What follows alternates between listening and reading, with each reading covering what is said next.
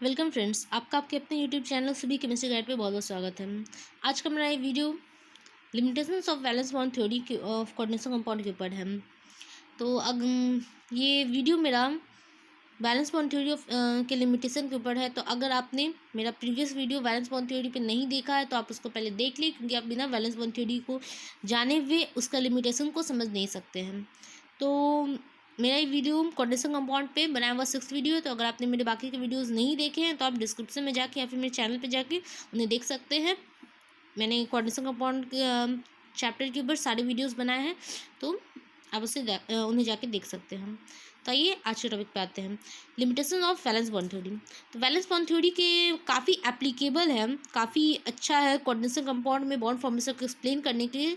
फिर भी उसकी कुछ लिमिटेशंस है, तो उसकी लिमिटेशन क्या है उन्हें इस वीडियो में हम देखेंगे। तो पहला लिमिटेशन है, the basic defect in this theory is that attention is focused only on the orbital of central atom and the importance of ligand are not properly stressed।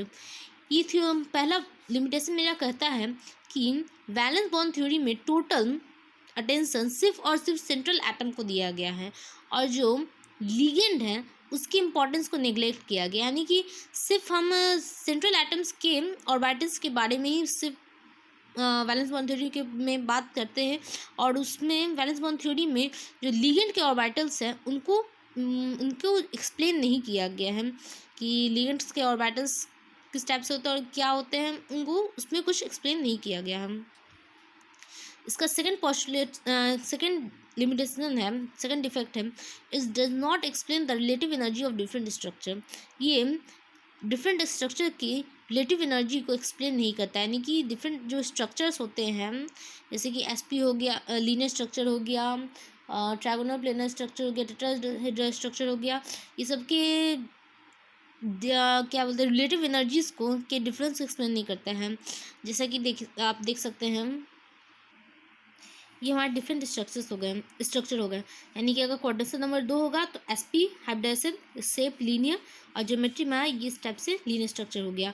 Trigonal planar structure हो गया, tetrahedral structure हो गया, square planar structure हो गया। अगर DsP2 hybrid orbital होगा, SP DsP3 में trigonal bipyramidal structure हो गया। फिर मेरा अगर sp3d हो गया तो स्क्वायर पिरामिडल स्ट्रक्चर हो गया। अगर D2sp3 और sp3d2 और अगर हाइब्रिडाइजेशन होगा तो ऑक्टाहेड्रल स्ट्रक्चर होगा, इस टाइप से। तो जो हमारा वैलेंस बॉन्ड थ्योरी है, ये सारे स्ट्रक्चर्स की रिलेटिव एनर्जी को, यानी कि किसकी एनर्जी ज़्यादा होती है किसकी एनर्जी कम होती है, इसे एक्सप्लेन नहीं कर पाता है। ये भी वैलेंस बॉन्ड थ्योरी का एक लिमिटेशन हुआ। तो वैलेंस बॉन्ड थ्योरी का ये 2 लिमिटेशन तो मैंने एक्सप्लेन हो गया। अब third limitation, it offer no explanation of the colour observe by complexes. Different complexes जो होते हैं उनके कलर्स डिफरेंट होते हैं, यानी कि डिफरेंट कॉम्प्लेक्स के डिफरेंट कलर्स वो करता है।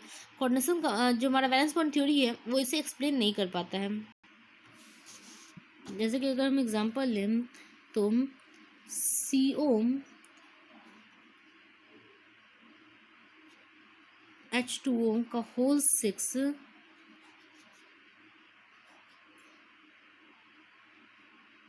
3+ जो हमारा कॉम्प्लेक्स कंपाउंड है, ये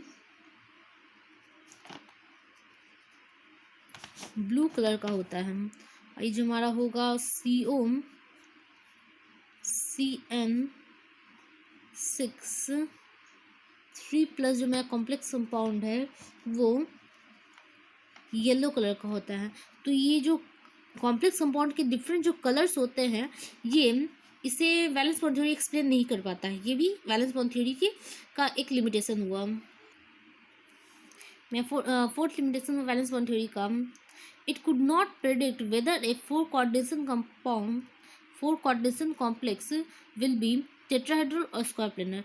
ये वैलेंस बॉन्ड थ्योरी नहीं बता पाता है कि जो कॉम्प्लेक्स कंपाउंड जिसके कोऑर्डिनेशन नंबर 4 हो वो टेट्राहेड्रल स्ट्रक्चर देगा या फिर स्क्वायर प्लेनर स्ट्रक्चर देगा। टेट्राहेड्रल स्ट्रक्चर यानी कि ये जो मेरा फोर कोऑर्डिनेशन कॉम्प्लेक्स, यानी कि जिसका कोऑर्डिनेशन, वो कोऑर्डिनेशन कॉम्प्लेक्स जिसका कोऑर्डिनेशन नंबर 4 हो, जिसका कोऑर्डिनेशन नंबर 4 हो, वो टेट्राहेड्रल स्ट्रक्चर देगा कि स्क्वायर प्लेनर स्ट्रक्चर देगा, यानी कि टेट्राहेड्रल स्ट्रक्चर में sp3 हाइब्रिडेशन होगा या dsp2 हाइब्रिडेशन होगा। ये एक्सप्लेन नहीं कर पाता है कि कहाँ पे टेट्राहेड्रल स्ट्रक्चर देगा और कहाँ पे स्क्वायर प्लेनर स्ट्रक्चर देगा। वैलेंस बॉन्ड थ्योरी इसे एक्सप्लेन नहीं कर पाता है, ये इसका एक और लिमिटेशन हुआ। पांचवा हुआ मेरा, it does not take into account the splitting of d energy level. ये डी एनर्जी लेवल्स के जो हमारा डी एनर्जी लेवल हुआ उसको स्प्लिटिंग को भी एक्सप्लेन नहीं कर पाता है। यानी कि कहने का मतलब है कि मेरा जो डी ऑर्बिटल होता है उसका डी ऑर्बिटल्स 5 डी ऑर्बिटल होता है जिसके स्ट्रक्चर्स डिफरेंट होते हैं। जो हमारा डी ऑर्बिटल होता है वो उसके 5 डी ऑर्बिटल्स के ऐसे डिफरेंट स्ट्रक्चर्स होते हैं, d x y, d y z, d z x, d x square y square और डी जेड स्क्वायर। तो हमारा जो वैलेंस बॉन्ड थ्योरी है ये पांचों ऑर्बिटल्स के एनर्जी लेवल के स्प्लिटिंग को एक्सप्लेन नहीं करता है कि ये पांचों ऑर्बिटल्स जो होते हैं इसके ओरिएंटेशन इसका डिफरेंट होता है, और लिगेंड के प्रेजेंट में जो हमारा लिगेंड है उसके जो इन्फ्लुएंस में इसके energy level different energy level में स्प्लिट होता है। इसे हमारा वैलेंस बॉन्ड थ्योरी एक्सप्लेन नहीं कर पाता है, ये उसका पांचवा लिमिटेशन हो गया। छठा, for the same metal in some complexes electron pair up against the Hind's rule while the other electronic configuration is not disturbed. Valence bond theory does not offer any strong explanation for this anomaly. तो जैसा कि मैंने valence bond theory के lecture में explain किया था, अगर हम एग्जांपल लें कोबाल्ट NH3 का होल 6 3+ का, तो यहाँ पे हमारा मेरा जो कॉम्प्लेक्स बनेगा वो इनर ऑर्बिटल कॉम्प्लेक्स होगा, डायमैग्नेटिक नेचर का होगा, क्योंकि यहाँ पर जो ऑर्बिटल्स है वो पेयर अप है एंड ये इनर डी ऑर्बिटल का यूज़ कर रहा है कॉम्प्लेक्स के फॉर्मेशन में, तो ये इनर ऑर्बिटल कॉम्प्लेक्स होगा। वहीं पे अगर हम कोबाल्टी का के लिए अगर फ्लोरीन लिगेंड लेते हैं तो यहाँ पे फ्लोरीन लिगेंड के केस में ये एक्सपेरिमेंटली शो होता है कि ये पैरामैग्नेटिक नेचर का होता है।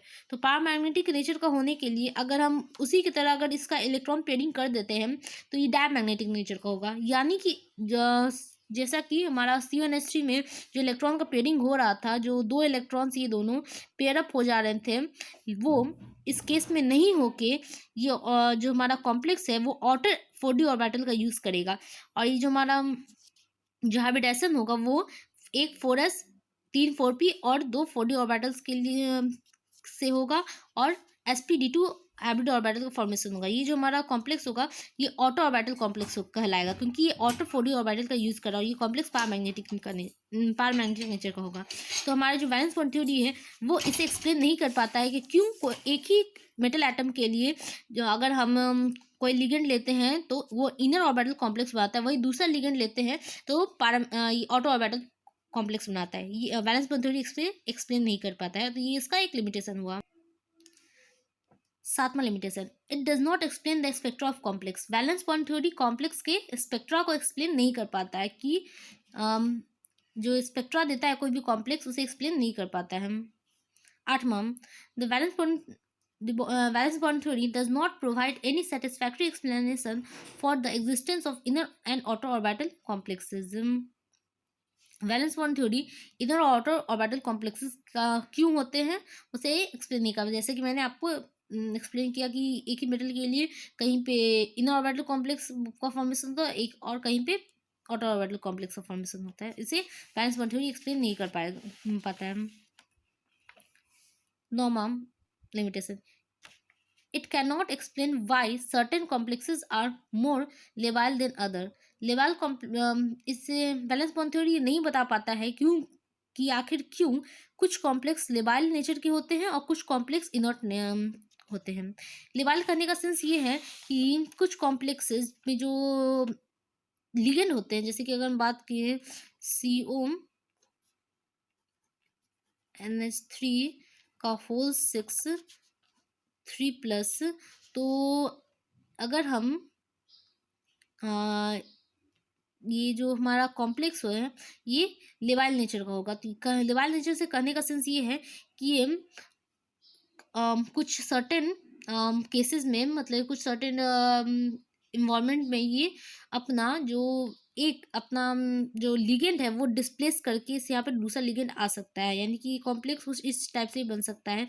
CuNH3 का होल 5Cl, इस टाइप से कॉम्प्लेक्स का फॉर्मेशन हो सकता है, यानी कि ये एक लिगेंड रिप्लेस होकर दूसरा लिगेंड आ सकता है, जिसे हम इसे ही हम लेवाइल नेचर का कहते हैं कि जो हमारा जो लिगेंड है वो रिप्लेस इजली हो जाए। जो कॉम्प्लेक्स का लिगेंड इजली रिप्लेस होगा वो लेवाइल कहलाता है, और जो कॉम्प्लेक्स का लिगेंड रिप्लेस नहीं हो पाता है उसे हम इनर्ट कॉम्प्लेक्स कहते हैं, यानी कि वो या तो वो रिप्लेस होगा ही नहीं उसका लिगेंड, या फिर वो बहुत ही ज़्यादा स्लो होगा, जिसके कारण उसे हम इनर्ट कॉम्प्लेक्स कहते हैं। तो लेवाइल complex are those in which one ligand can be easily displaced by another. On the other hand inert complex are those in which displacement of ligand is slow. तो लेवाइल कॉम्प्लेक्स उसे कहेंगे हम जो जिसमें जो लिगेंड का डिस्प्लेसमेंट है, जो लिगेंड है वो इजीली डिस्प्लेस हो जाएगा दूसरे लिगेंड से, और इनर्ट कॉम्प्लेक्स उसे कहेंगे जिसमें जो लिगेंड है वो उसका डिस्प्लेसमेंट बहुत ही ज़्यादा स्लो होगा। तो आज के इस वीडियो में इतना ही। अगर आपको मेरा ये वीडियो कैसा लगा इसे प्लीज़ कमेंट बॉक्स में लिखिए, और अगर आपके कोई क्वेश्चन है इस वीडियो या फिर किसी और टॉपिक से रिलेटेड तो उसे कमेंट बॉक्स में लिख सकते हैं। अगर मेरा वीडियो अच्छा लगा हो तो प्लीज़ लाइक कीजिए and please subscribe my channel, और बेल आइकन को क्लिक जरूर कीजिएगा, इससे आपको मेरे अपकमिंग वीडियोज़ का नोटिफिकेशन तुरंत मिल जाएगा। Thanks for watching.